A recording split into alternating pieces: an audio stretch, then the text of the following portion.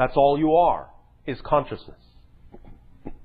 You have created the entire journey that you have created within your consciousness. You have not really come from anywhere. You have not really gone anywhere. You have not really come from any when, or gone any when, or are going any when. It is always here and now, but from a different perspective.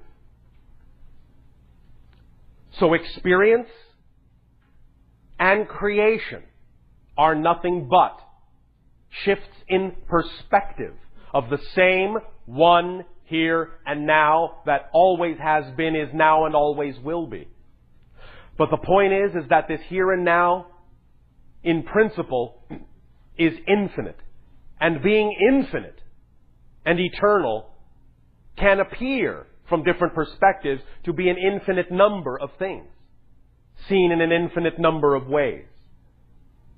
That's what all of you and all of us are all the different ways of looking at the one, here and now, all that is. We are all, as we have said, the eyes of God, looking at itself from all the different angles it can, knowing itself, seeing itself, perceiving itself, experiencing itself in all the ways that are possible within the idea that it is. So, your life is a microcosm of that idea. You are the core of your life. You are the all that is of your life. And if you wish to see yourself as a different person, acting in different ways, all you need to do is go to that core, go to that center, and understand you are already all the different things you think you are becoming, or you think you have been. You are already those things right now. To whatever degree you are willing to know that, not just believe it, but know it with absolute certainty, is the degree to which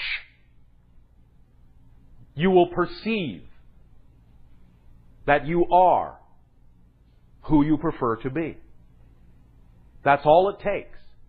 The willingness to know who you really are, what you really are, the willingness to see yourself from the perspective of your preference, knowing it is just as valid as any other perspective you have ever had or will ever have. And it's all about how you see yourself. Knowing that each is valid, each is true, that all truths are true, that all paths are valid, and just another way of being who and what you are. Give in to that, would be my suggestion. The rewards are great. And we talk of knowing. Knowing, in some sense, is that which is beyond believing. Knowing is that which is ingrained within you without even thinking about it, beyond a shadow of a doubt, without hesitation, without even the concept of process. It is simply that which you know to be true. Which you know to be true. And if you really take stock of what is simply obvious in life, then you will know what we know about you.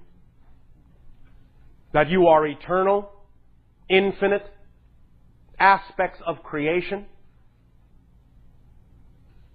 That you determine utterly what you experience in your reality. That you have freedom to choose forever and ever who and what you are. Because you are made in the image of God. And that means you are an aspect of all that is. And an aspect of all that is, that knows itself as an aspect of all that is, will see the work of all that is in everything that he or she does. will see the work of all that is in every reflection that you see of yourself. Be it light, be it dark, doesn't matter. All that is all that is. Without exception, without exception, without exception.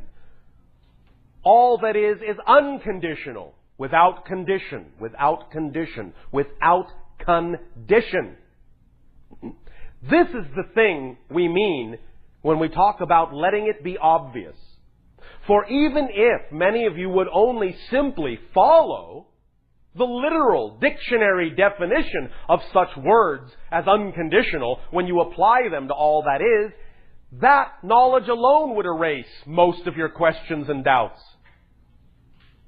For if you truly believed, if you truly knew that when you say that all that is truly unconditionally loving, that you really mean it is unconditional, then there would be absolutely no condition, no circumstance or situation in which all that is would ever do anything that would be less than unconditional in its love for you. And that right there would allow you to know there is no need to judge yourselves, find yourselves wanting, lacking, unworthy, undeserving. Because if all that is loves you unconditionally, why not take its word for it that you deserve it? Now, you can argue with God if you want, because that's your right. God loves you so unconditionally that it allows you to disagree with it, that you are unconditionally loved. And that shows you exactly how unconditionally loved you are, because you can actually know or believe or think or experience that you're not unconditionally loved. And that is real unconditional love. Doesn't try to make you believe you're unconditionally loved. Doesn't force you in any way, shape, or form to believe or to know you are unconditionally loved. That's how unconditionally loved you are. So take that to heart as an obvious indicator that if you are allowed to think you are undeserving, then you are certainly allowed to believe you're anything else that you want to believe, that you want to know that you are. Why not? Perhaps more of you would find greater benefit in your spiritual path, in your spiritual growth, in your spiritual pursuit, if instead of asking why, more often you would ask why not. Why not? And to understand that physical reality as an experience is no less spiritual than any other experience. Because you are spirit. It has been said many times on your planet by those that understand and recognize that you are not humans having a spiritual experience. You are spirits having a human experience. So allow yourself to understand that the human experience is just as spiritual as any other experience, because a spirit is having it. How can it be anything other than spiritual? A spirit is having the experience. And so, as many of your Zen masters say, chopping wood, carrying water, the so-called normal things of life can be just as spiritual an act as anything. Anything. If done from a place where you know who you are, and done from a place where you understand the relationship of what you are doing to all that is, and done from a place where you know that it is simply one valid way, just one, out of an infinite variety of ways, to express all that is, to have an experience of all that is, for all that is to have an experience of itself. All that is, when it experiences itself, chopping wood, carrying water, cleaning out a closet, does those things, in that sense, as all that is, in the way that all that is would do it. You can too. Remember that everything is neutral. The meaning you give it is the effect you get out of it.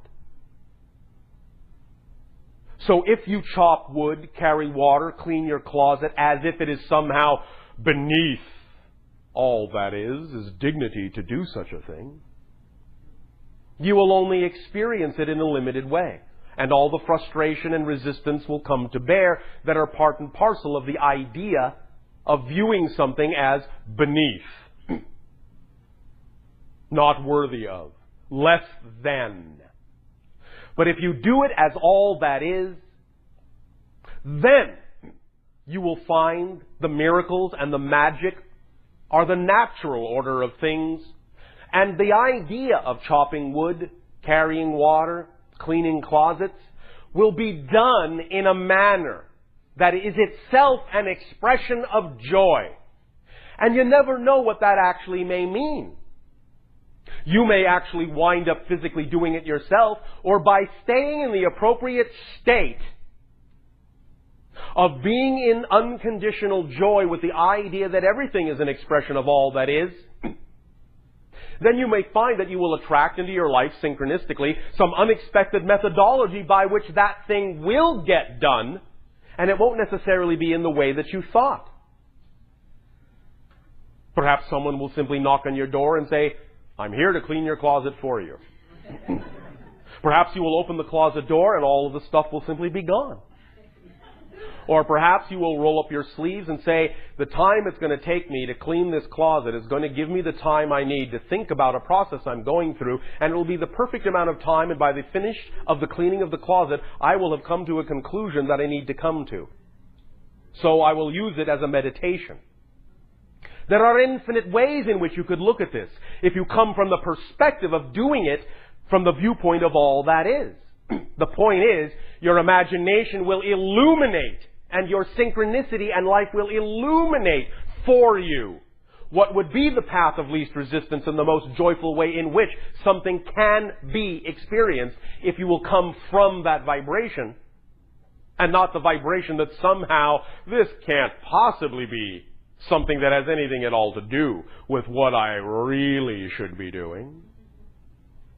But if that is what you have created, then at that moment, you have created it in your life for a reason. Even if you've created it so that you will know you never want to create it again, it's still there at that moment for the reason to learn that lesson. So using it fully will allow you to learn the lesson and find out you may never need to do that again. But in order for you to find that out, you have to use it for what it is when it's there. Because if you ignore it, it's like not seeing a stepping stone and not stepping on it, refusing to step on the next stepping stone and yet wanting to get to the stepping stone beyond it. Which cannot happen unless you step on this one first, because it is designed to get you to the next one.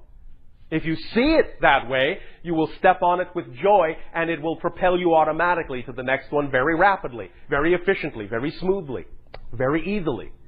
But the longer you sit there and stubbornly refuse that that stepping stone has anything at all to do with you, the longer you will stay on the stone you are on. And the farther away that other stone will look.